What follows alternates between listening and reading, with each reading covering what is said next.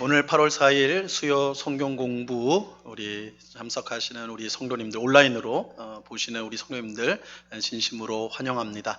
우리 찬송가 301장 지금까지 지내온 것 우리 같이 찬송하고 우리 성경 공부 시작하도록 하겠습니다.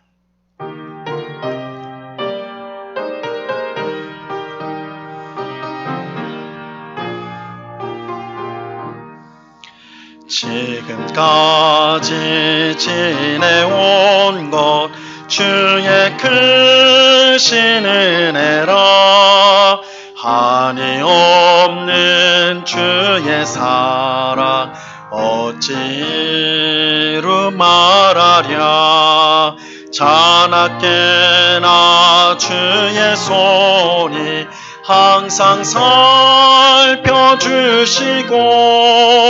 모든 일을 주 안에서 형통하게 하시네 몸도 마음도 연약하나 새입마다 살았네 물 붓듯이 부시는 주의 은혜 족하다 사랑 없는 거리에나 험한 산길에 맬 때 주의 손을 굳게 잡고 찬송하며 가리라 주님 다시 배올 날이 날로 다가와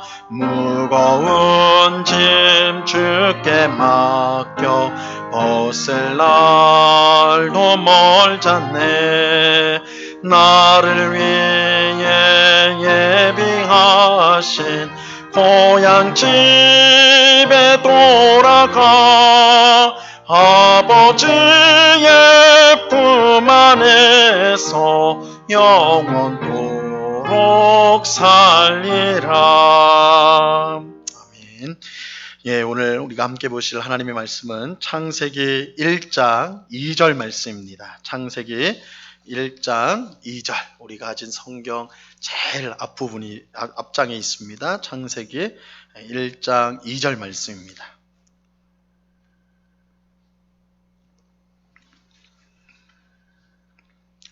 창세기 1장 2절 말씀 제가 하나님의 말씀을 봉독합니다. 땅이 혼돈하고 공허하며 흑암이 깊음 위에 있고 하나님의 영은 수면 위에 운행하시니라. 아멘. 오늘부터 우리가 성령으로 사는 삶, 성령론에 대해서 우리가 함께 살펴보고자 합니다. 우리 한번 들어가는 말 보시면요. 성령으로 사는 삶은 예수님을 믿는 신약 백성만의 특권일까요? 구약시대 성도는 성령님의 역사를 경험했을까요? 이렇게 이제 들어가는 말을 이렇게 시작을 하였는데요. 우리가 이제 성령님을 생각을 하면 우리 성도님들이 어떤 생각이 제일 먼저 떠오르는지 어떤 것이 떠오릅니까? 아마 우리가 이제 보통 우리 한국교회 우리에서 오랫동안 신앙생활 하신 분이라면 성령님이라면 어떤 극적인 성령의 역사들, 성령의 은사, 어떤 신비로운 현상 나타나는 그런 현상들을 이제 생각하기가 쉬울 거예요. 근데 이제 우리가 성경 전체를 보면 과연 물론 이제 성령의 그러한 역사들, 신비로운 은사들, 능력이 나타나는 것들이 분명히 있는 것은 사실입니다. 우리가 오늘 구약 성경에 나타나는 성령님에 대해서 배울 때도 그런 부분이 분명히 있거든요.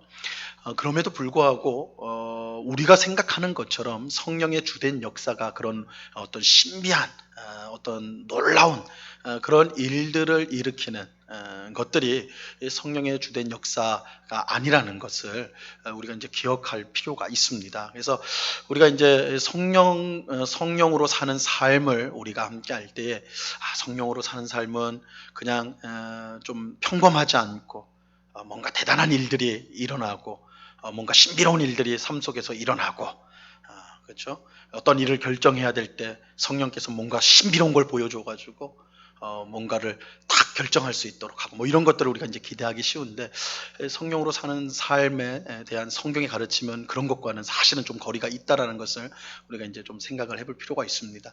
그래서 우리가 이제 성령으로 사는 삶, 성령님에 대해서 할 때 그가 행하시는 어떤 신비로운 일들, 이 현상들을 중심적으로 먼저 볼 것이 아니라 성령님이 누구신가, 성령님이 누구신가에 먼저 초점을 맞출 필요가 있습니다.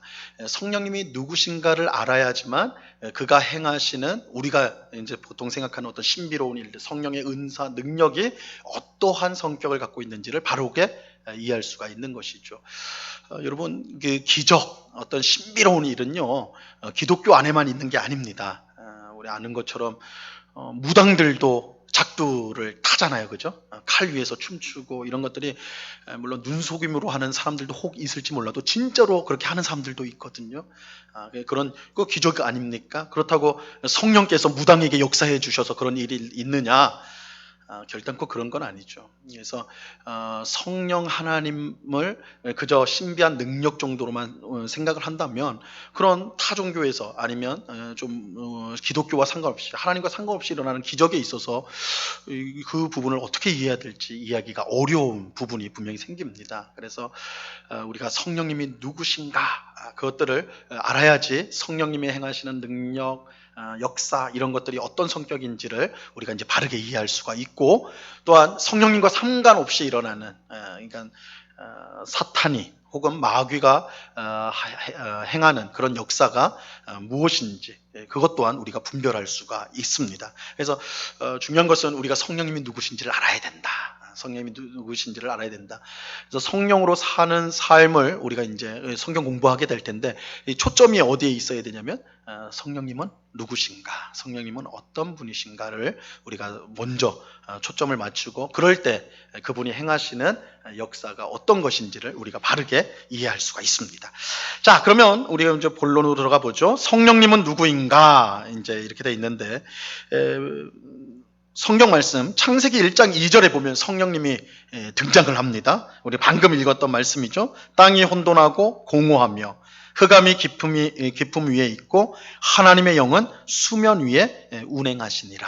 그래서 하나님의 영이 나오죠. 하나님의 영이 곧 성령입니다. 그래서 세상이 창조될 때 창세기 1장 1절에 하나님이 천지를 창조하시니라. 그 다음 절에 바로 하나님의 영이 등장을 합니다. 그러니까 성경을 열자마자 성령님께서 짠 하고 이제 등장을 하시는 거예요.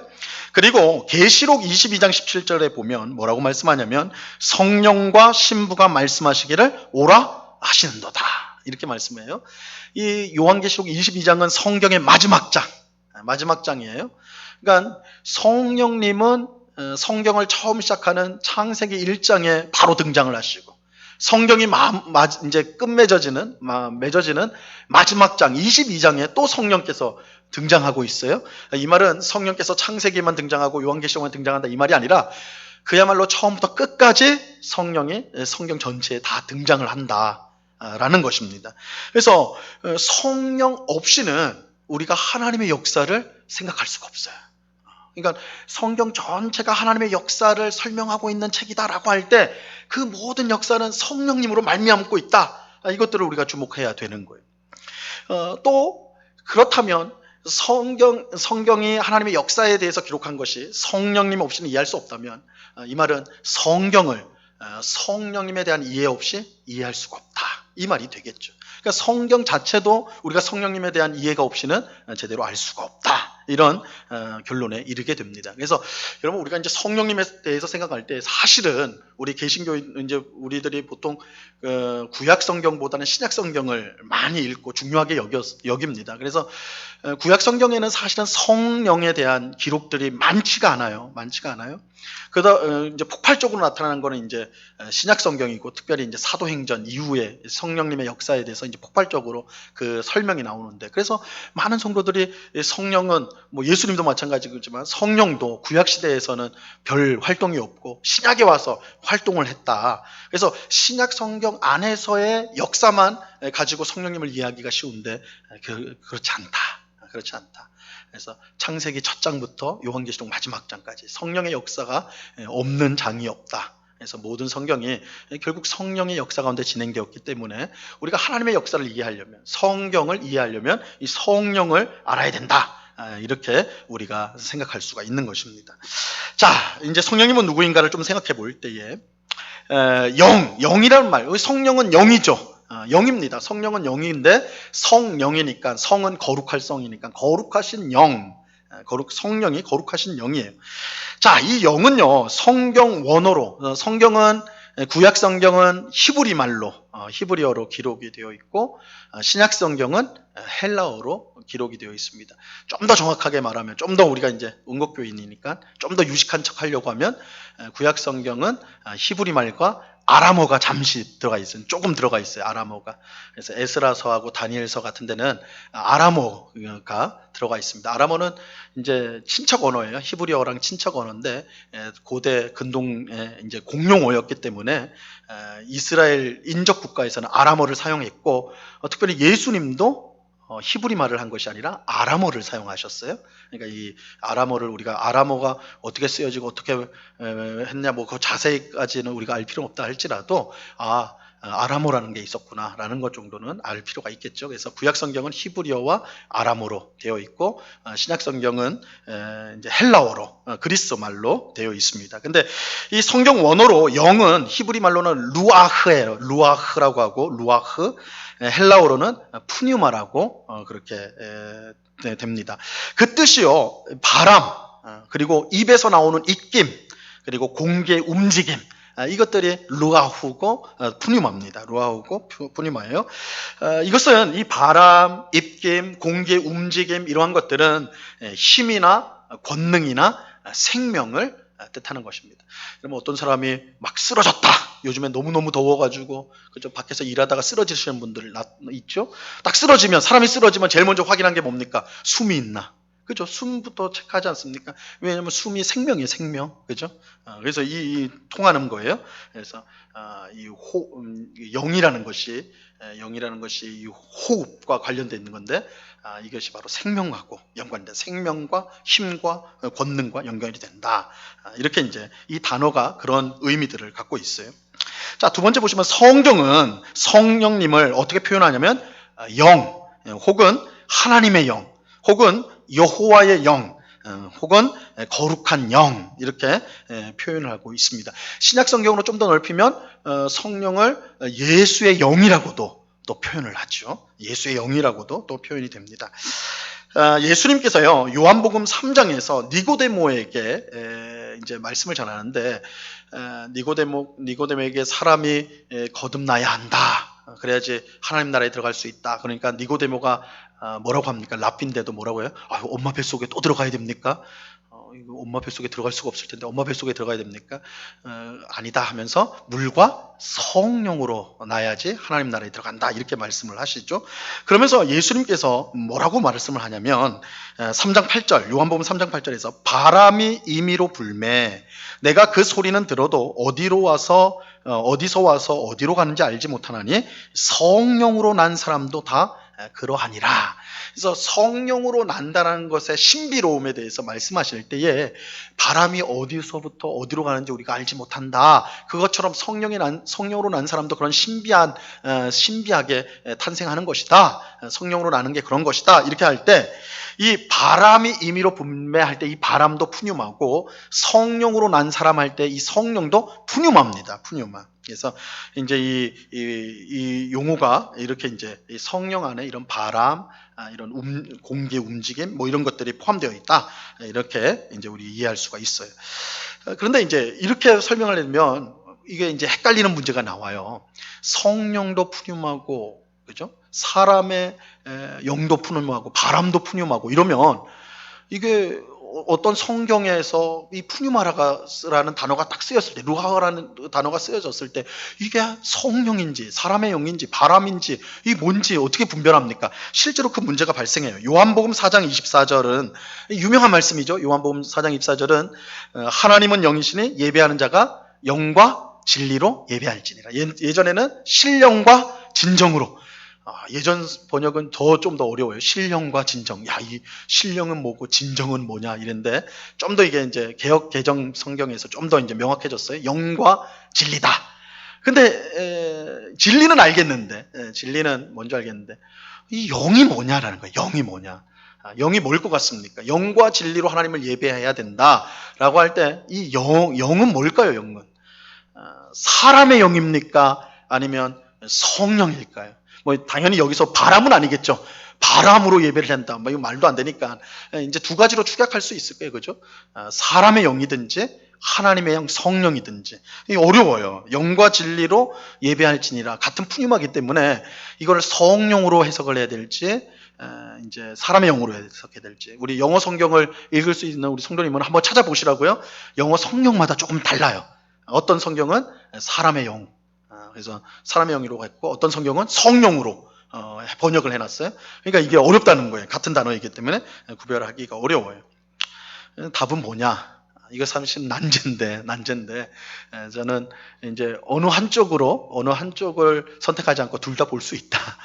저는 이제 중도적인 입장인데 이 푸뉴마는 우리가 예배 자체가 성령으로 말미암지 않고 드릴 수가 없어요, 그죠? 그렇기 때문에 이건 성령을 의미할 수도 있고 한편으로서는 사람의 영으로는 우리의 마음과 뜻과 정성을 다해 하나님을 예배해야 된다. 이런 측면에서 보면 이 사람의 영을 포함할 수가 있다. 그래서 좀 중의적인 표현이라 뭐 이렇게 이제 해석할 수 있을 텐데 어쨌든 이 푸뉴마라는 단어가 같기 때문에 이런 해석상의 어려움들이 분명히 발생합니다. 네 번째 보면 구약 성경에서 성령님은 보이지 않는 바람 같은 존재. 이게 루아흐 푸뉴마니까 야 이게 성령님을 바람으로 표현하는 거 보니까 성령님은 손으로 잡히지 않는 이게 우리가 눈으로 볼 수 없는 그런 존재구나 라고 생각하기가 쉬운데 사실 거기에 강조점이 있는 건 아니에요. 성령님을 이 루아흐 바람이라고 표현할 때 그것은 보이지 않는 존재, 손에 잡히지 않는 존재 이거를 표현하기보다는 폭풍과 같이 대단한 힘을 가지고 있는 그런 존재. 그래서 어떤 그 권능 힘을 상징하는 것으로 보시는 것이 맞습니다. 거기에 강조점이 있어요. 그래서 이 성령님이 임하면요, 개인에게 임하면 어떤 역사가 일어납니까? 초자연적인 능력을 발휘하게 돼요. 초자연적인 능력. 그래서 우리가 구약 성경에도 하나님의 영이 임하여 성령이 임하여서 그 삶 완전히 슈퍼맨처럼 완전히 그렇게 변화된 사람들이 있죠. 삼손이 대표적인 거 아닙니까? 삼손이 사사가 되었을 때 하나님의 영이 능력 있게 임하였거든요. 성령으로 충만했어요, 그야말로. 그러니까 어떤 일이 발생하냐면 길거리를 가다가 사자가 달려드니까 어떻게 해요? 도망가는 게 아니라 사자를 잡아서 찢어 죽이잖아요, 그죠? 이거 뭐 사람으로는 이거 도무지 설명할 수 없는 거예요. 그 블레셋 사람들하고 다툼이 생기니까 어떻게 해요? 나귀의 턱뼈를 가지고 1000명의 사람들을 쳐 죽여버리거든요. 한 사람이 1000명을 죽인다. 우리가 보통 사람 생각으로는 이거 될 수가 없는 일들. 그러니까 성령이 개인에게 임하였을 때 이 엄청난 능력이 나타나는 거예요. 폭풍과 같은, 그죠? 폭풍과 같은, 폭풍이 몰아치는 것 같은.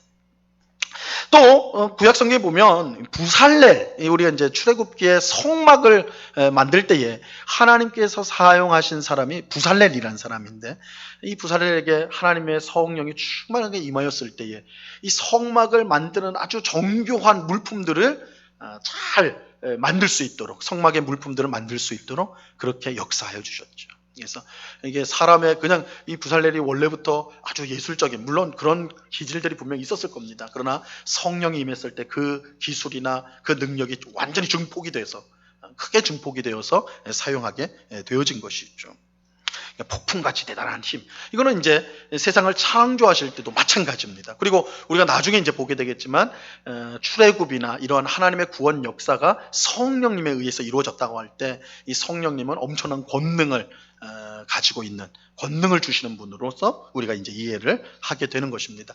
하지만 이렇게 말했다고 해서요 성령님을 단지 어떤 힘이나 에너지 정도로 생각해서는 안 됩니다. 그건 이제 우리가 아래에서 더 살펴보겠습니다. 자, 그러면 오늘은 이제 구약 성경이 말씀하는 성령님에 대해서 좀 초점을 맞춰 보려고 하는데요. 이게 이제 앞에서도 제가 좀 말씀드렸지만 성령님에 대한 풍성한 내용은 신약 성경에 나와 있습니다. 특히 이제 사도행전 이후부터 그런 폭발적인 아주 이제 성령의 역사가 나타나기 때문에 우리가 이제 성령님에 대해서 함께 공부할 때에 신약 성경을 주로 이제 그 많은 부분을 그것을 통해서 우리가 배우게 될 것입니다. 그렇기 때문에 오늘은 이제 구약 성경에 이제 말씀하는 구약 성경이 말씀하는 성령님에 대해서 우리가 좀 초점을 맞춰 보고자 하는 거예요. 자, 우리 구약 성경은 네 가지로 우리가 성령님에 대해서 설명을 하는데, 첫 번째는 성령님은 창조하시는 성령님이시다. 창조하시는 성령님이시다. 이런 걸 말씀하고 있습니다. 자, 말씀을 한번 보시면요. 시편 33편 6절에 보면 여호와의 말씀으로 하늘이 지음이 되었으며 그 만상을 그의 입 기운으로 이루었도다. 그죠? 말씀으로 하늘을 지었다. 우리가 말씀으로 하나님 세상을 창조했다는 거 잘 알고 있지 않습니까? 근데 그 만상, 모든 것들, 만물들을 뭐라고요? 그 입의 입 기운으로. 아까 우리가 영이 이 호흡, 그죠? 이 관련된다고 그랬죠. 그의 입 기운이라는 것은 그의 성령으로 이루었다. 우리 읽었던 창세기 1장 2절 말씀도 마찬가지입니다. 땅이 혼돈하고 공허하며 흑암이 깊음 위에 있고 하나님의 영은 수면 위에 운행하시니라 라고 할 때 하나님의 영이 창조 사역에 참여하셨다. 자, 내용을 보시면요. 1번 하나님이 세상을 창조하셨습니다. 하지만 처음 창조된 세상은요. 땅이 혼돈하고 공허하며 흑암이 깊음 위에 있는 상태였습니다. 그래서 우리가 창세기 1장 1절에 하나님이 태초에 천지를 창조하셨느니라 한 다음에 2절에 가시면 곧바로 뭐라고 되어 있어요? 땅이 혼돈하고 공허하고 흑암이 깊음 위에 있다. 이렇게 표현이 되고 있습니다. 그래서 우리가 생각할 때 이 창조라는 것이 하나님이 세상에 다 있어라, 모든 게 다 갖춰진 채로 탁 생겨라 해서 된 것이 아니라는 거예요. 이것은 우리가 1장 3절, 창세기 1장 3절 이후로 6일 동안의 창조가 이루어지잖아요.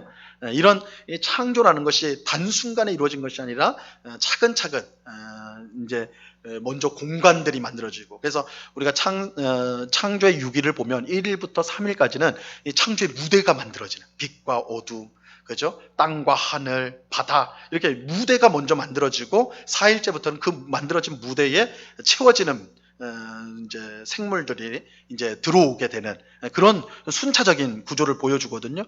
그래서 하나님께서 세상을 창조하셨다고 했을 때 어떤 단계들이 있었다는 걸 우리가 이제 생각을 해볼 수가 있는데, 하나님이 처음 세상을 탁 만드셨을 때의 그 모습은 불완전한 모습이었죠. 땅이 혼돈하고 공허하고 흑암이 깊음이 있었다. 이거는 하나님이 능력이 좀 부족해가지고 처음부터 완성하지 못했다, 이런 뜻은 전혀 아닙니다. 하나님께서 어떤 질서, 계획을 가지고 세상을 만드셨기 때문에 그 첫 단계가 그랬다라는 거예요. 그러니까 처음에 하여튼 하나님이 만드신 세상은 혼돈하고 공허하고 어두웠어요. 그런데 하나님이 그 상태로 방치하지 않으셨습니다. 하나님의 영이 혼돈과 공허와 흑암이 가득한 세상을 어떻게 했다고요? 운행했다라고 말씀하고 있죠. 운행했다. 그리고 그 운행의 결과가 뭡니까? 세상에 완전한 질서를 갖춘 아름다운, 그야말로 아름다운 새로운 곳으로 되었다라는 것입니다. 시편 104편 30절 말씀이 이렇게 그것을 말씀해 주고 있어요. 주의 영을 보내어 그들을 창조하사 지면을 새롭게 하시나이다. 그렇죠? 어둠이 있던 곳에, 흑암이 있던 곳에, 혼돈이 있던 곳을 새롭게 하였다. 완전한 질서로 아름답게 하였다. 여러분, 성령님이 역사하는 곳은요, 무질서할 수가 없어요. 무질서할 수가 없습니다. 성령께서 혼돈을 뭘로 바꿔요? 질서로 바꾸세요. 공허를 충만으로 가득 차게 하세요. 흑암을 빛으로 바꾸시는 분이 성령님이세요.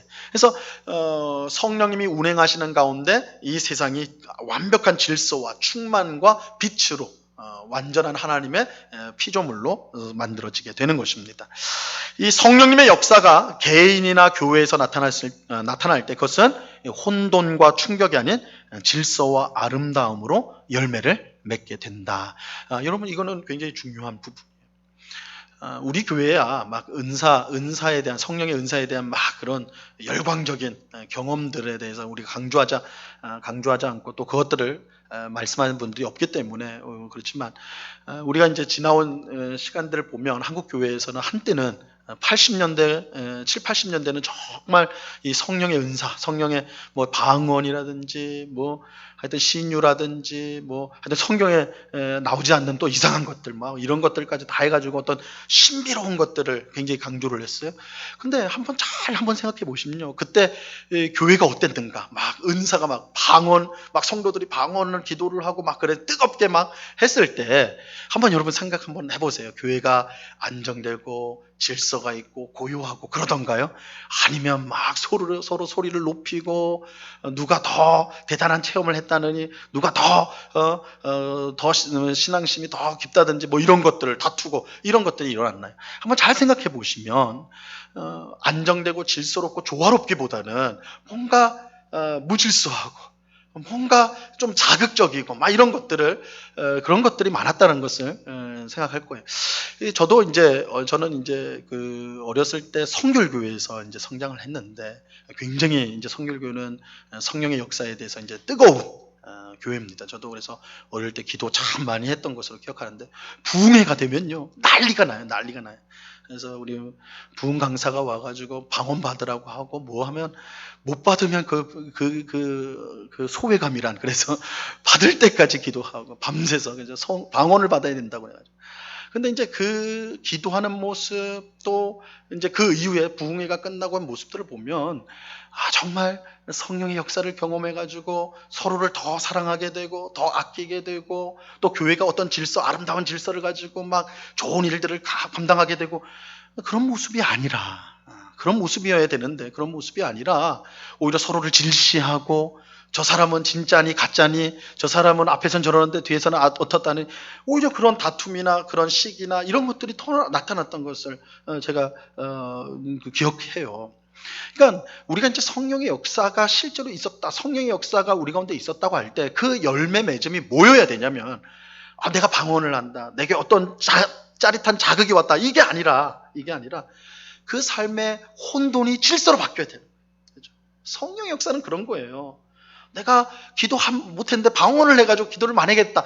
물론 그것도 그건 뭐 은혜일 수 있겠죠. 뭐 아예 부정하진 않겠습니다. 그러나 그것보다는 그 삶이 이전에는 방탕했던 삶이 성령을 체험하면 하나님의 말씀에 다 합치된 질서 있는 삶으로 변화되는 거예요. 그렇죠? 거친 말을 사용했던 사람이 그 거친 말이 더럽다는 걸 알고 아름다운 말을 내뱉는 거예요. 비어있는 마음이 성령으로 충만해져가지고 기쁨이 있고 즐거움이 있는 거예요. 누가 칭찬하거나 누가 뭐라고 해도 거기에 휩쓸리지 않고 마음에 기쁨이 있어요. 그죠? 이런 것들이 성령의 역사라. 성령의 역사. 그러니까 성령님이 역사하는 교회는 무질서가 있을 수 없어. 성령이 역사하는 교회는 비어 있을 수가 없어. 교회가 막 이런 거 저런 거 막 마구잡이라는 게 뭐예요? 비어 있으니까. 채워지지 않으니까. 근데 성령이 역사하는 교회는 성령으로 충만해요. 말씀으로 충만하고 사랑으로 충만하니까 다른 것들 막 여기저기 구할 게 아니에요. 그죠? 그래서 우리가 성령이 역사하시면 이런 무질서함과 공허함과 이런 것들이 어두움 이런 것들이 극적으로 바뀌어지는 질서와 충만과 그죠? 그런 빛으로 드러나는 것이어야 된다. 우리가 꼭 기억할 필요가 있어요. 그래서 지금도 우리는 성령의 역사를 하면 막 쓰러지고 뭘 하고 이런 것들인데 성경은 그런 외적으로 드러나는 그런 모습이 아니라 성령의 역사의 가장 중요한 핵심적인 근거라 이제 나타나는 열매라고 할까요? 성령의 열매. 성령의 열매가 우리가 갈라디아서 5장 22절 23절이 나오는데 여러분 성령의 열매는요 방언이 아닙니다. 예언도 아니고요 신유도 아니고 성령의 열매는 뭡니까? 사랑, 그죠? 오래 참음, 충성, 온유, 그죠? 양선, 선을 행하는 이런 것들로 성품으로 드러난다는 것들을 우리가 꼭 기억을 해야 됩니다. 그래서 이 성령의 역사에 대해서 우리가 창조하시는 성령께서 어떻게 역사하셨는가 이 부분들을 우리가 잘 생각해 볼 필요가 있습니다. 자, 두 번째로 보시면 성령님이 하나님의 입기운이라고 할 때에 시편 33편 6절에서 그랬죠. 하나님께서 말씀으로 6일 동안 세상을 창조하셨다는 사실. 여러분 하나님께서 세상을 어떻게 창조합니까? 말씀으로 빛이 있으라. 그죠? 빛이 있어라 하면 빛이 있는 거예요. 그래서 말씀으로 창조하셨어요. 말씀으로. 자, 이 말씀으로 창조하셨다는 것은 성령께서 창조 역사에 참여하셨다라는 사실을 분명하게 보여주는 것이다. 그래서 성령님은 하나님께서 그 마음속에 계획하는 바를 명령하고 완수한다. 그 일들을 수행하신다. 하나님이 그 마음속에 계획하신 것들을 수행하신다. 수행하신 분이 성령님이시다. 그렇기 때문에 아버지 하나님의 마음속에 있었던 창조의 계획을 성령께서 실행하셨다. 이렇게 할 수가 있습니다. 세 번째, 성령께서 세상을 창조하시고 다스리기 때문에 성령님의 도움 없이 사는 것은 불가능합니다. 성령님이 우리에게 생명을 공급하지 않으시면 우리는 잠시라도 살 수 없는 존재인 것입니다. 그래서 욥기 33편 4절에는 뭐라고 말씀하냐면 하나님의 영이 나를 지으셨고 전능자의 기운이 나를 살리시느니라. 전능자의 기운이 누구예요? 성령님. 성령님께서 나를 살게 하신다. 그래서 우리가 성령님을 어떤 특별한 능력, 우리가 받아야 될 어떤 특별한 능력, 지금 나한테는 없지만 받아야 될 능력, 이렇게 생각하시면 안 돼요. 성령이 없이는 우리가 살아갈 수가 없어요. 그러니까 이미 우리는 성령으로 사는 자들이에요. 성령으로 사는 자들이다. 특별히 우리 그리스도인들은 성령님을 누구든지 다 성령님을 모시고 살아가고 있거든요. 그렇기 때문에 우리는 성령님이 마치 없는데 오셔야 되는 것처럼 우리가 그렇게 기도하거나 생각해서는 안 되고 이미 우리 안에 성령님이 계셔서 내가 지금 살고 있다. 그렇다면 우리 안에 계신 성령께서 어떻게 더욱더 왕성하게 나를 사용하시고 나를 주관하실까? 거기에 초점이 가 있어야 되는 것이죠. 그렇죠? 성령님이 아니고는 우리가 살 수 없기 때문에. 또 우리는 성령님을 피할 수가 없습니다. 이게 당연하겠죠. 성령님으로 살아가니까 피할 수가 없어요. 성령님은 하나님의 뜻을 이루기 위해 온 땅에 충만하심으로 그를 피하여 우리가 살 수가 없습니다. 그러므로 우리는 성령님 외에 다른 것에서 생명을 얻을 수 있는 것처럼 찾아서는 안 됩니다. 우리는 성령님을 피할 수도 없고 그를 통하지 않고 생명을 얻을 수도 없다라는 것을 우리가 기억을 해야 됩니다. 그래서 시편 139편 7절에서 내가 주의 영을 떠나 어디로 갑니까? 어디로 갈 수 있습니까? 갈 수 없다는 거예요. 주의 영이 어느 곳에나 계시기 때문에 나와 함께 하시고 나와 함께 하시기 때문에 떠날 수가 없다. 그래서 우리 그리스도인들은 성령님이 어떤 나와 떨어지는 어떤 존재로서 생각하시면 안 되고 우리가 지금도 성령으로 인해서 살고 있고 또한 성령이 생명을 주시고 힘을 주시기 때문에 우리가 어떻게 하면 성령님께 순종하여 그가 우리에게 주시고자 하는 그런 풍성한 삶을 살 것인가, 거기에 초점을 맞춰서 우리가 성령으로 살아야 되는 것입니다. 자, 이렇게 이제 창조하시는 성령님에 대해서 우리가 살펴보았습니다. 두 번째는 하나님의 구원 역사를 이루시는 성령님입니다. 이 구원 역사는 이제 우리가 구약 성경에 나타나는 구원 역사는 하나님께서 이 예수 그리스도를 보내시기까지의 그 모든 과정들을 우리가 다 구원 역사로서 이제 보게 되는 거예요. 이런 구원 역사 속에서 성령님은 어떤 개인에게 큰 능력을 주시고 또한 어떤 그런 구원 역사의 일들을 이루어가세요. 내용을 한번 보세요. 성령님은 하나님의 구원 역사를 이루기 위해 각 개인에게 큰 능력을 주십니다. 가령 요셉과 다니엘이 이방의 강대국인 애굽과 바벨론에서 총리가 될 수 있었던 것은 성령께서 그들에게 특별한 지혜를 주셨기 때문입니다. 그래서 요셉도 그렇고 다니엘도 그렇고 그들은 하나님의 영에 충만한 자라고 인정을 받았던 사람들이에요. 그래서 성령이 충만했다. 그래서 이 둘이 공통점이 뭡니까? 왕의 꿈을 해석했다는 거예요. 왕의 꿈을 해석했다는 거예요. 이 꿈을 해석했다는 것은 사람의 지혜로 되는 게 아니죠. 성령의 능력으로 말미암은 것이다. 또 하나님은, 다음 장 우리 넘어가시면, 하나님은 모세뿐만 아니라 장로 70인에게도 성령을 주심으로 출애굽한 이스라엘이 나라를 바르게 세울 수 있도록 역사하십니다. 그래서 하나님께서 출애굽한 이스라엘 백성들을 이끌고 광야로 나와셨을 때 시내산에 모였잖아요. 그때 모세에게 뿐만 아니라 이스라엘 백성들을 지도하는 70인의 장로에게 성령을 부어주십니다. 그래서 이스라엘 민족이 나라로 세워지는데 성령께서 역사해 주시는 거예요. 그리고 훗날 하나님은 이스라엘 왕을 세우실 때도 그들을 성령으로 충만하게 하십니다. 그래서 우리가 사울이나 다윗이 성령으로 충만했다라는 것을 우리가 이제 말씀을 통해 사무엘상 10장 10절과 16장 13절을 통해서 우리가 알 수가 있는 것입니다. 이처럼 성령께서는 구원 역사 속에 필요한 일들을 위해서 각 개인에게 큰 능력을 주셨다. 임재하셔서 능력을 주셨다라는 것을 알 수가 있습니다. 또 하나님은 우리가 이제 앞에서 살짝 봤는데 성막을 건축하기 위해서 부살레를 성령으로 충만하게 하시죠. 성막은 하나님의 집이며 백성과 만나는 곳입니다. 이제 성막을 다른 말로 하면 회막이라는 말이 나옵니다. 이 회막이라는 말은 만남의 천막이라는 뜻이에요. 만남의 천막. 이 막이라는 것이 텐트, 천막이거든요.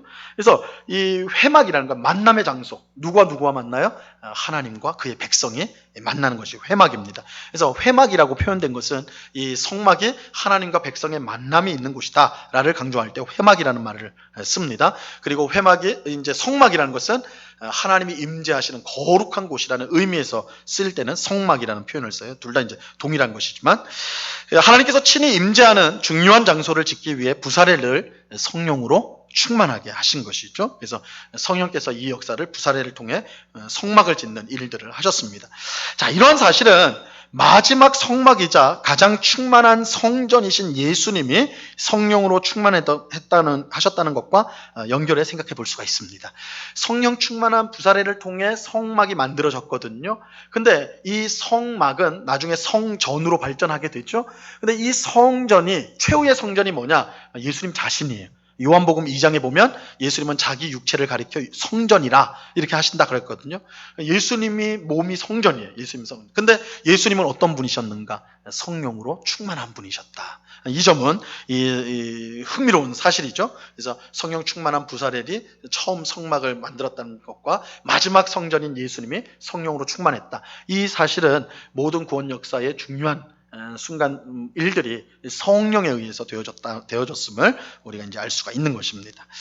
자, 이제 세 번째로는 재창조하시는 성령님에 대해서 우리가 구약 성경은 말씀하고 있습니다. 재창조하시는 성령님. 이 재창조 사역에서는 두 가지로 영역을 이제 구별을 할 수 있는데, 개인을 새롭게 한다. 개인을 새롭게 하는 것과 민족을 새롭게 하는 것을, 이렇게 이제 백성을 새롭게 하는 것으로 볼 수가 있습니다. 첫 번째, 개인을 새롭게 하시는 성령님. 가장 대표적인 경우가 다윗일 거예요. 다윗은 우리아의 아내 밧세바를 범한 죄를 지은 후에 나단 선지자에게 책망을 받고 회개를 하게 되죠. 이때 다윗은 무엇보다도 뭐라고 하냐면 성령을 걷어가지 말라고 그렇게 간구를 하였습니다. 시편 51편 11절 말씀해 보면 나를 주 앞에서 쫓아내지 마시며 주의 성령을 내게서 거두지 마소서. 그죠? 다윗은 자신의 죄로 인해 성령께서 떠날 수 있다는 것을 알았습니다. 이것을 다윗이 안 것은요, 그의 앞에 있었던 왕 사울 때문이에요. 이 사울도 첫 번째 왕이 세워졌을 때 하나님의 영이 충만했습니다. 그래서 사울도 예언을 하였거든요. 그래서 사울도 예언자 가운데 있느냐? 백성들이 그렇게 말하기도 했는데 성령을 받아서 예언을 하는 일을 했습니다. 근데 우리가 아는 것처럼 사울이 하나님의 뜻을 거역하게 되고 버림을 받게 돼요. 버림을 받게 되었을 때 성령은 떠나가고 악령이 그를 사로잡게 되죠. 이 악령이 사로잡힐 때 그 악령이 사로잡힌 사울을 치료해 준 게 누구예요? 다윗이에요. 다윗이 와가지고 수금을 펴가지고 악령을 쫓아내는 일을 하지 않습니까? 다윗이 누구보다도 잘하는 거예요. 하나님의 뜻에 불순종하였을 때 성령이 떠나가고 악령이 와서 그의 삶이 완전히 비참하게 무너지는 것을 다윗은 사울의 경우를 통해서 너무나 분명하게 본 것이죠. 그래서 그가 회개할 때에 가장 간절하게 기도한 것이 성령을 내게서 거두지 말아 주십시오. 이렇게 간구를 했던 거예요. 자, 사도 바울도 마찬가지로 그래서 이런 뜻과 연결이 돼요. 하나님의 성령을 근심하게 하지 말라. 이렇게 권면을 했죠. 에베소서 4장 30절에 보면 하나님의 성령을 근심하게 하지 말라. 그 안에서 너희가 구원의 날까지 인치심을 받았느니라. 그래서 성령은 우리 개인을 하나님의 사람으로, 거룩한 사람으로 변화시키는, 이걸 이제 재창조다. 구원이라는 것 자체가 재창조라고 할 수 있죠. 이 재창조의 사역을 행하신다. 개인에게 행하신다. 이것을 우리가 알 수가 있고, 두 번째는요, 하나님의 백성을 구원하시는 성령님. 그래서 성령님은 하나님의 백성을 구원한 일을 하시는데, 하나님은 구약 성경의 최대 구원 사건이라고 할 수 있는 출애굽을 성령님을 통해 이루십니다. 성령을 통해 이루세요. 이게 이제 이사야서 63장 7절로 14절에 보시면 이 부분이 잘 나와 있습니다. 그래서 성령님은 이스라엘 백성을 친히 인도하세요. 이사야서 63장 14절에 보면 친히 성령께서 인도하셨다. 그래서 이 출애굽 사건이 하나님의 역사인데, 하나님의 구원 역사인데, 그 실행이 누구를 통해서요? 성령을 통해서. 그래서 성령 하나님께서 하나님의 백성을 재창조하는 그 일을 하셨다는 거예요. 그런데 이 이사야서 63장 말씀은 우리가 좀 주목해야 될 사실이 있는데, 그건 뭐냐면 출애굽 때 이스라엘 백성이 하나님을 거듭 반역을 합니다. 우리가 출애굽 역사, 특별히 민수기를 보시면요, 얼마나 이스라엘 백성이 말을 안 듣는지 몰라요. 광야에서, 그죠? 물론 광야라는 것이 워낙 힘든 삶이기 때문에 불평불만이 없을 수는 없는데, 그래도 하나님께서 만나를 주셨잖아요. 광야에 사막에 먹을 게 어디 있습니까? 그러니까 만나를 새벽마다 내려주셨잖아요.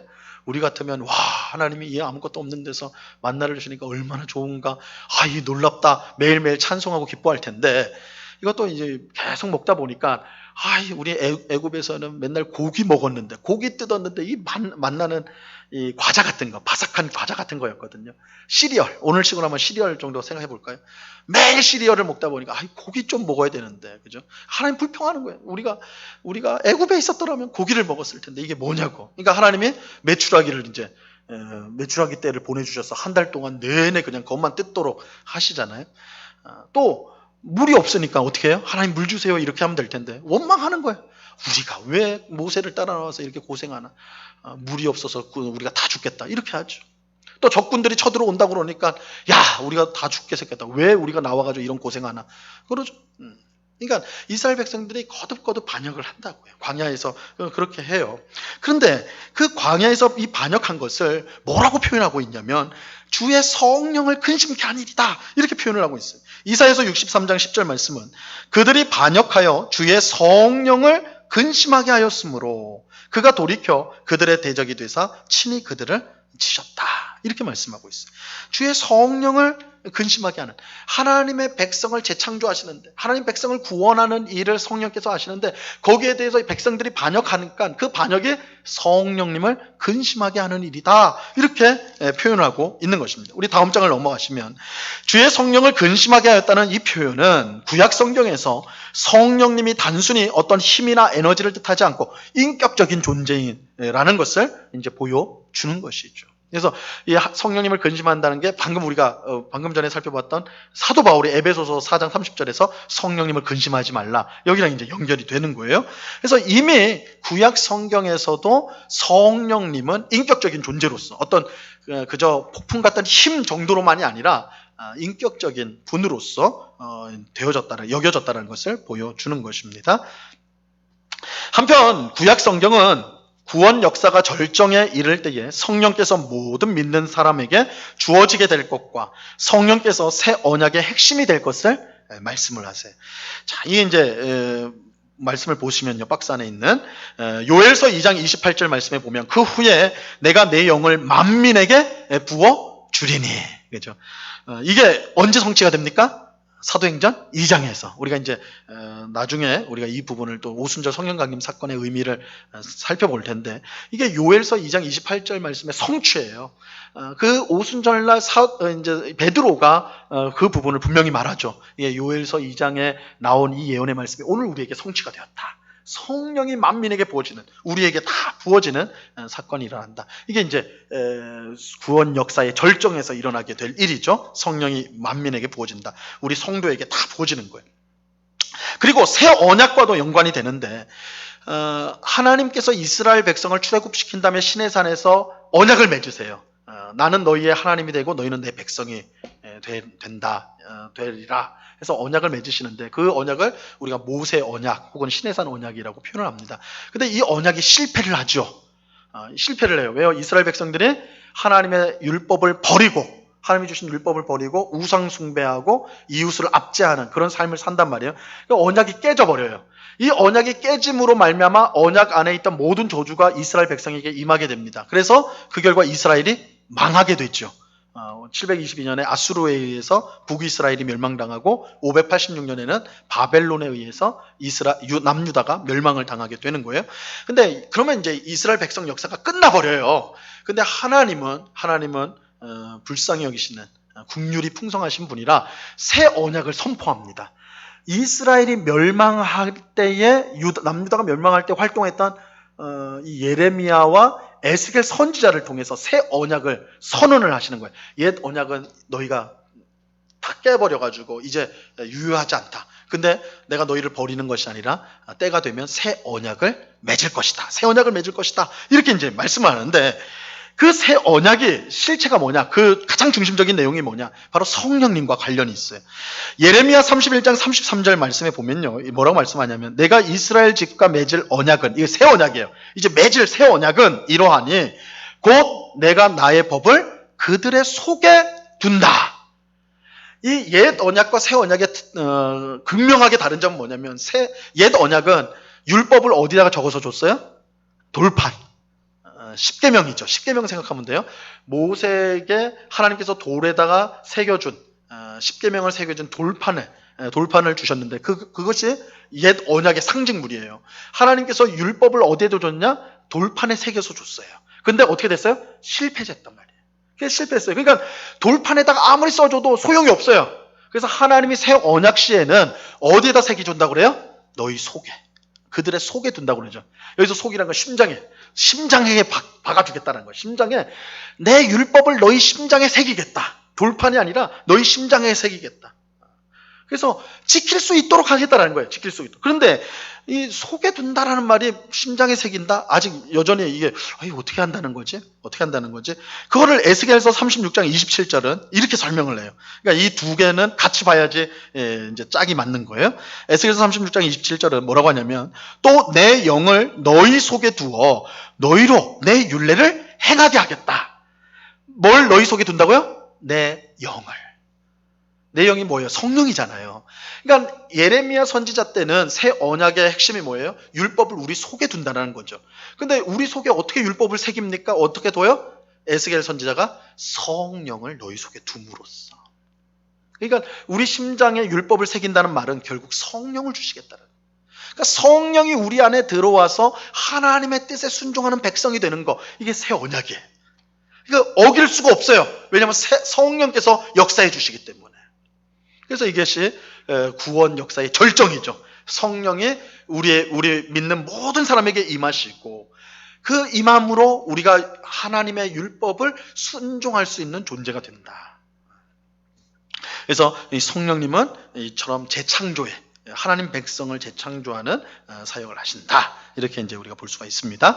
그 밑에 보시면 신약 성경에서 볼 수 있는 것처럼 성령님이 삼위일체 하나님 가운데 한 분이라는 사실이 구약 성경에서는 명확하게 보이지 않는 것은 사실입니다. 하지만 계시의 점진성을 고려할 때에 신약 성경에 나오는 성령님의 충만한 모습이 구약 성경에 이미 흐릿하게나마 보여지고 있는 것이 사실입니다. 성령님은 신약 시대에 새롭게 나타나는 분이 아니라 구약 시대에 이미 하나님의 창조와 구원 역사와 재창조를 이루시는 일을 행하고 계시는 겁니다.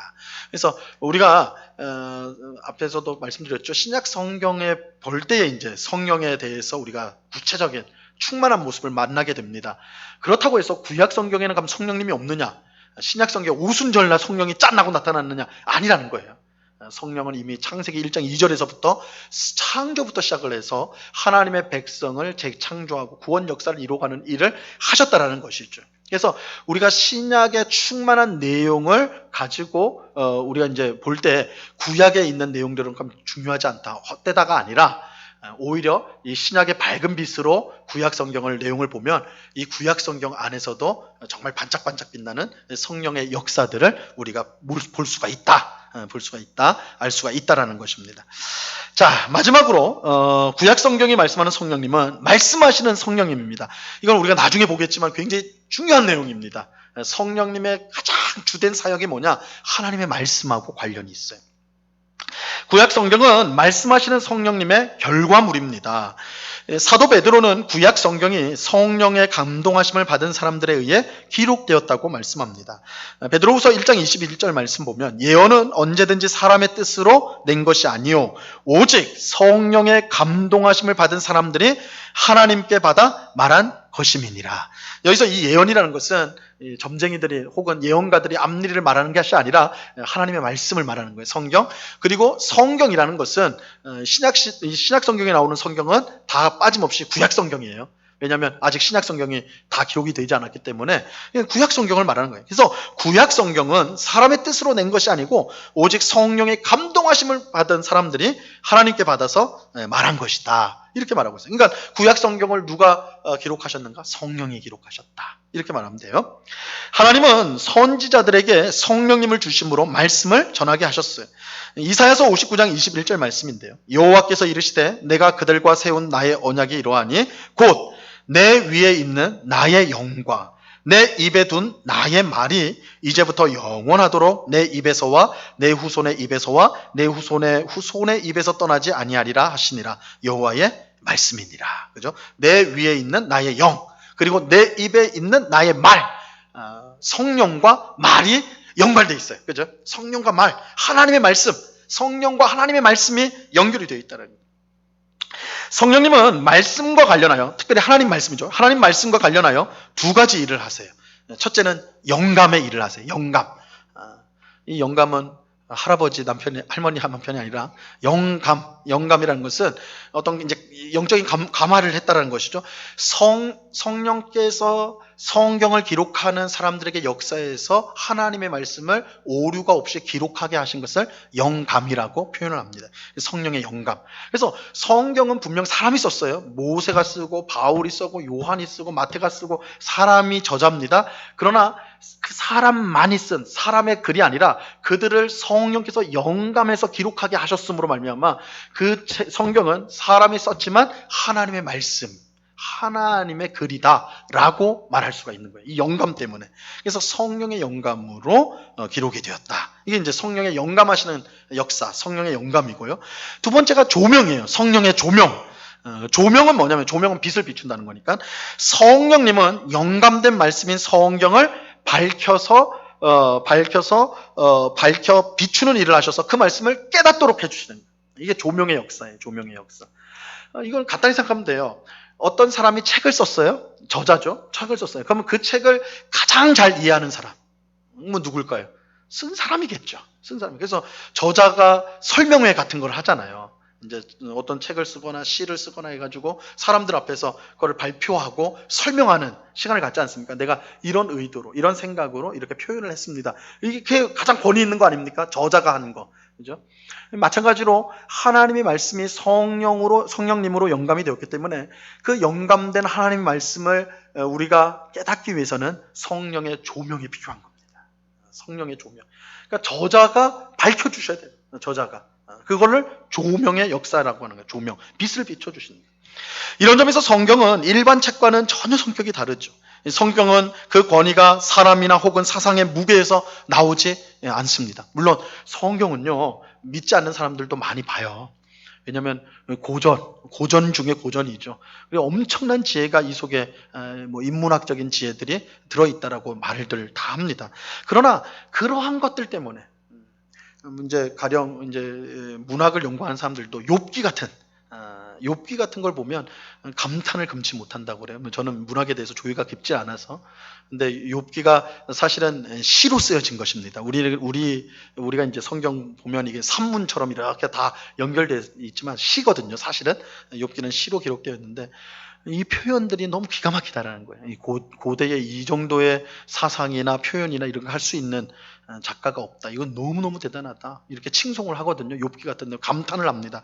그런데 성경의 권위는 그러한 문학적인 탁월함, 사상의 깊이에 있는 게 아니에요. 성경의 권위는 그 성경을 기록한 성령님께 있는 거예요. 그래서 성경은요, 어디 다른데 자기 권위를 인정받기 위해서 다른 것에 의지하지 않습니다. 뭔가를 끌어오지 않아요. 그러니까 오늘날 어떤 과학적인 사실이 성경하고 딱 부합하니까 성경은 믿을만해. 물론 우리가 그렇게 생각할 수는 있겠죠. 어떤 성경을 변증하는 차원에서는. 근데 성경은 그 일을 안 해요.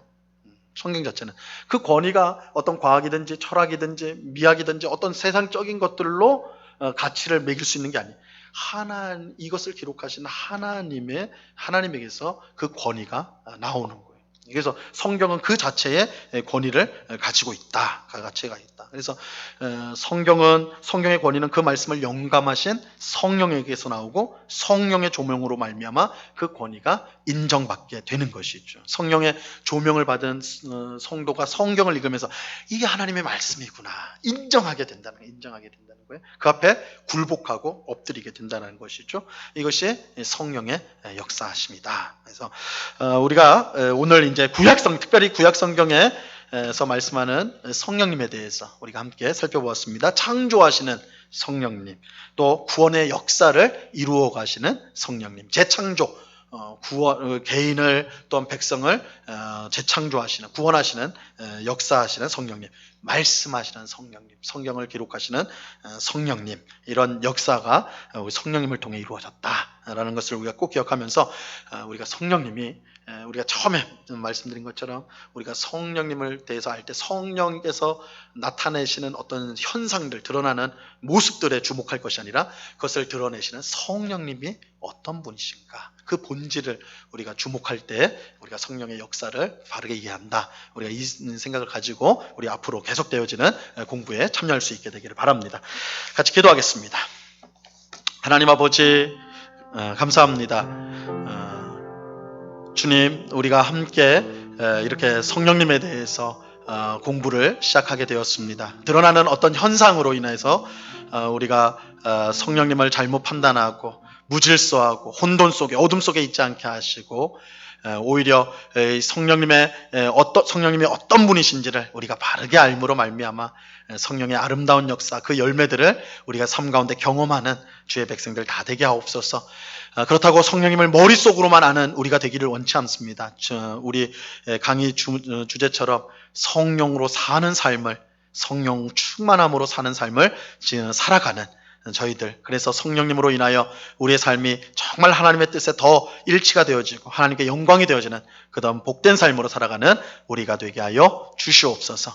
감사하오며 예수 그리스도 이름으로 기도드리옵나이다. 아멘. 예, 우리 찬송가 191장을 같이 찬양하도록 하겠습니다.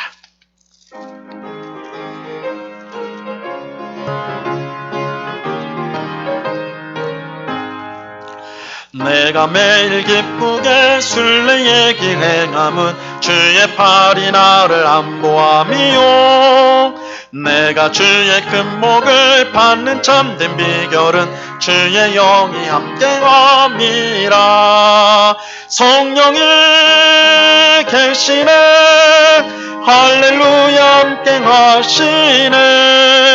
좁은 길을 걸으며 밤낮 기뻐하는 것 주의 영이 함께함이라. 전에 죄에 빠져서 평안함이 없을 때 예수 십자가의 공로 힘입어 그 발 아래 엎드려 참된 평화 얻으면 주의 영이 함께함이라.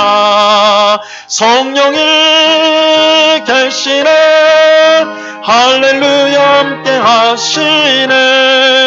좁은 길을 걸으며 밤낮 기뻐하는 것 주의 영이 함께함이라. 나와 동행하시고 모든 염려하시니 나는 숲의 새와 같이 기쁘다. 내가 기쁜 마음으로 주의 뜻을 행하면 주의 영이 함께함이라. 성령이 계시네, 할렐루야 함께하시네. 좁은 길을 걸으며 밤낮 기뻐하는 것 주의 영이 함께함이라. 세상 모든 욕망과 나의 모든 정욕은 십자가에 이미 못을 박았네. 어두운 밤이 지나고 무거운 짐 벗으니 주의 영이 함께함이라. 성령이 계시네, 할렐루야 함께 하시네. 좁은 길을 걸으며 밤낮 기뻐하는 것 주의 영이 함께 갑니다. 아멘. 이 시간 우리 합심하여서 같이 기도하고 이 시간을 마치도록 하겠습니다. 우리 성령님의 역사에 대해서 우리가 함께 보면서 성령님은 혼란을 질서로, 공허를 충만함으로, 어둠을 빛으로 바꾸시는 하나님이시다라고 말씀드렸습니다.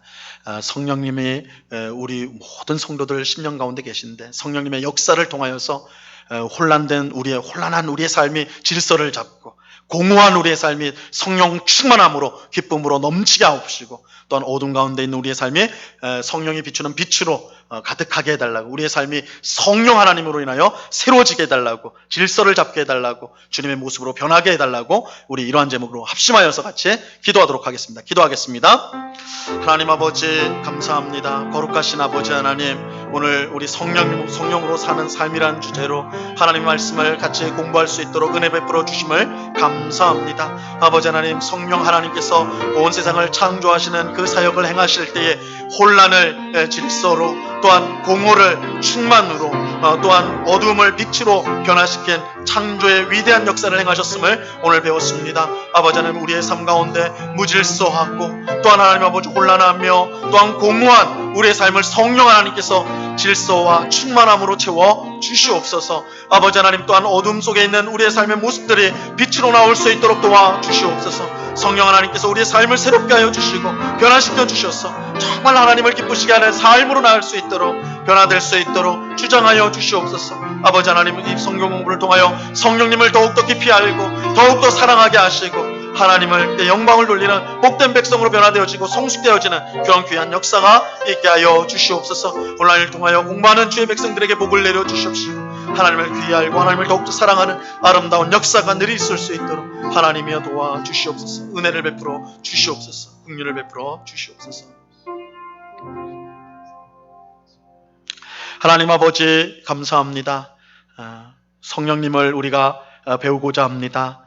성령님이 누구신지를 우리가 바로 알므로 성령님을 더 사랑하게 하옵시고 성령의 인도에 더 순종하게 하오셔서 우리의 삶이 변화되어지는, 정말 우리의 삶이 하나님 보시기에 아름다운 성숙한 믿음의 삶으로 변화되어지는 그런 귀한 역사가 있게 하여 주시옵소서. 언제나 우리의 삶 가운데 동행하시고 우리를 붙들어 주시는 주님께 감사와 찬양을 올려드리오며 예수 그리스도 이름으로 기도드리옵나이다. 아멘. 하늘에 계신 우리 아버지여, 이름이 거룩히 여김을 받으시오며 나라에 임하옵시며 뜻이 하늘에서 이룬 것 같이 땅에서도 이루어지이다. 오늘날 우리에게 일용할 양식을 주옵시고 우리가 우리에게 죄 지은 자를 사하여 준 것 같이 우리 죄를 사하여 주옵시고 우리를 시험에 들게 하지 마옵시고 다만 악에서 구하옵소서. 대개 나라와 권세와 영광이 아버지께 영원히 있사옵나이다. 아멘.